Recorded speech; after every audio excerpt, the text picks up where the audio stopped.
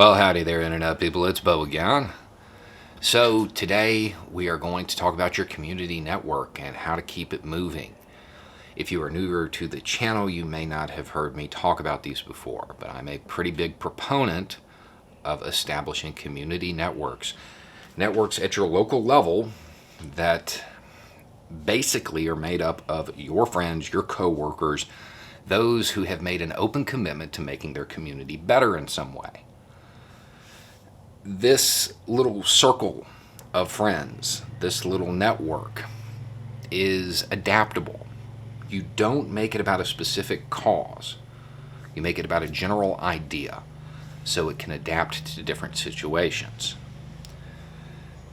I've had a lot of questions about them over the last couple of weeks. One of the big ones is how to keep people interested in it, because people start off and it starts off strong, and there's a whole bunch of activism going on, and there's positive changes made in the community, and everything's great.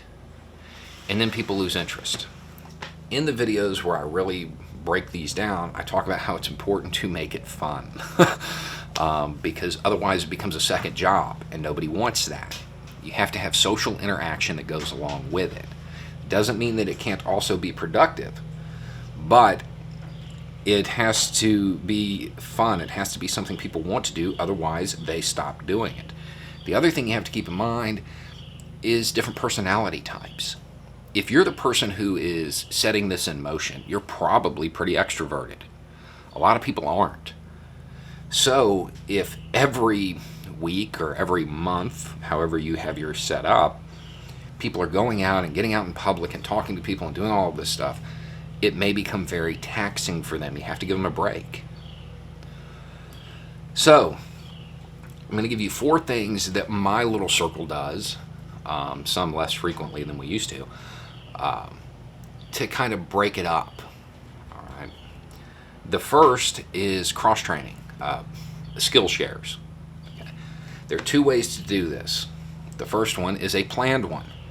That's where everybody shows up and you know what you're going to be talking about that day. More than likely you picked a manual, like a medical manual, and everybody took a piece of it and mastered that skill. Then when you get together, everybody teaches the other people how to do that skill. So by the time you're done, everybody knows the whole manual. Those are the planned ones. Unplanned ones are when everybody shows up and nobody knows what they're going to be learning because everybody has decided to share a different skill. This could be a blue-collar skill, it could be cooking, it could be a history lesson, it could be anything at all. You don't know. It keeps people on their toes, it keeps it interesting. This helps make your community network, well, more well-rounded. It also gets everybody on the same page when it comes to skill sets.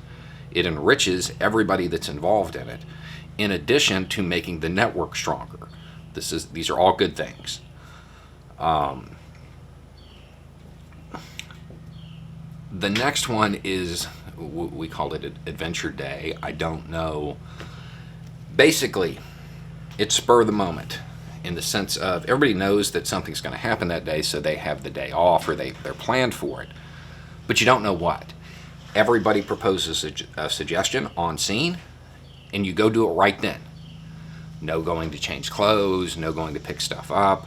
You do it right then. It makes people more adaptable. In the past, a canoe trip. One was just a wild trip to New Orleans. It wound up lasting 2 days. Bungee jumping. These are all different things that it keeps people interested, it keeps people on their toes. It's something fun that the network does as a group that isn't necessarily work.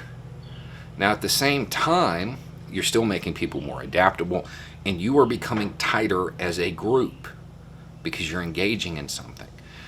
Now, that's more for young people, the ones that I listed. As you get older, those change. It could be an escape of the room challenge, paintball, whatever. The point is that the network is working as a team, and it helps develop that unit integrity. The third thing you can do is build a network resource. which is everybody's getting together, and this is something that makes the network more stable. For example, it could be everybody getting together to build or to put a garden in at everybody's house. If you don't have space, a container garden, planting fruit trees, whatever. But the point is, it's establishing a resource that the network can tap into later if need be.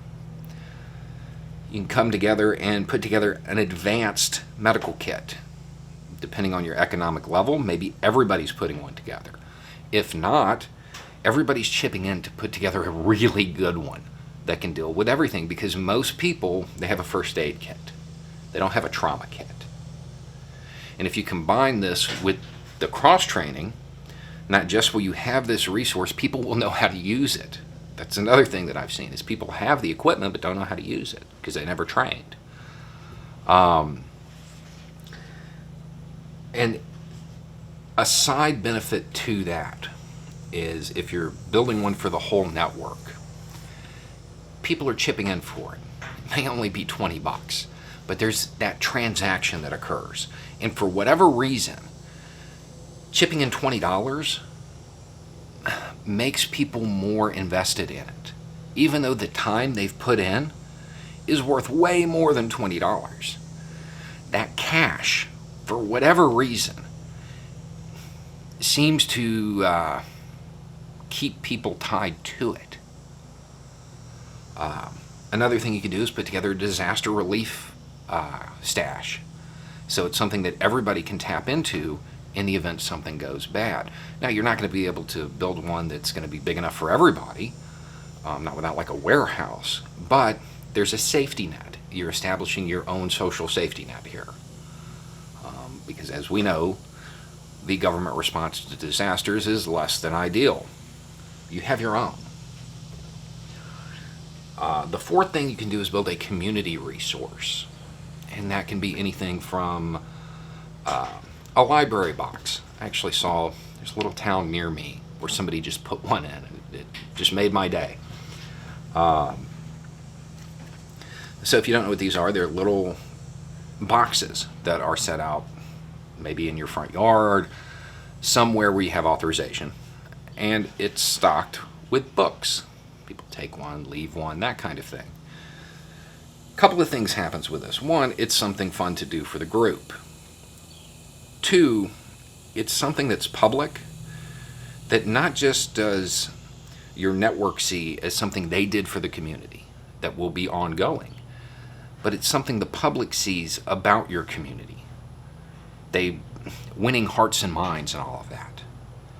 So they start to see you as an asset, which means when you ask for their assistance, they're more likely to give it because they see you trying to help the community.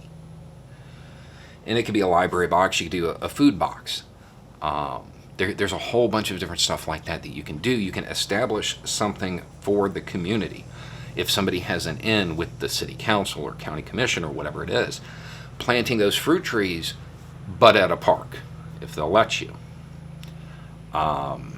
Repairing a playground, stuff like that. Little things like this that they're activism, but they don't jump all the way into the full-scale stuff that these networks normally get involved in.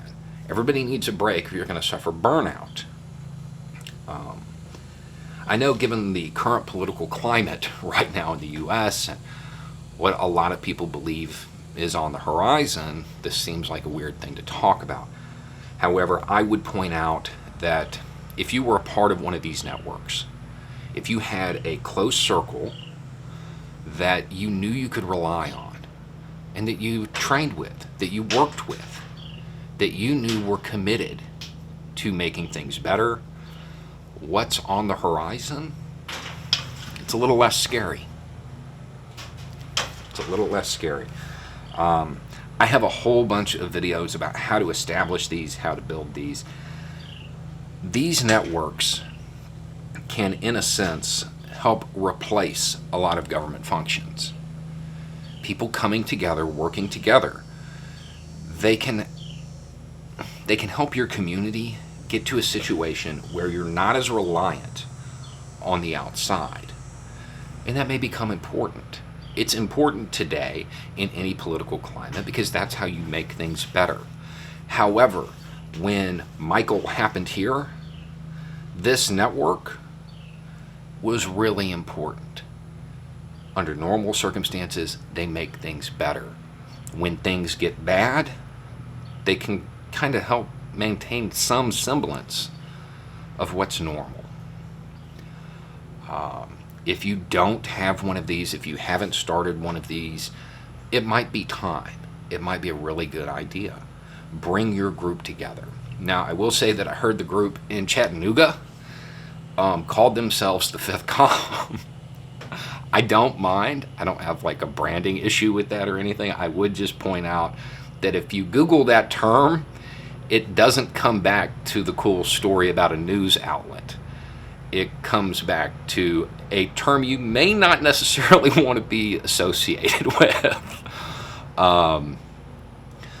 But at the end of the day, our current political climate, and it doesn't matter if we're talking about what may or may not be on the horizon in everybody's fear right now, and it doesn't matter who wins the election. What gets the goods, what gets stuff done, is action at the community level. It's always been like that. Establishing one of these networks is probably one of the more effective things you can do for civic engagement. Anyway, it's just a thought. Y'all have a good day.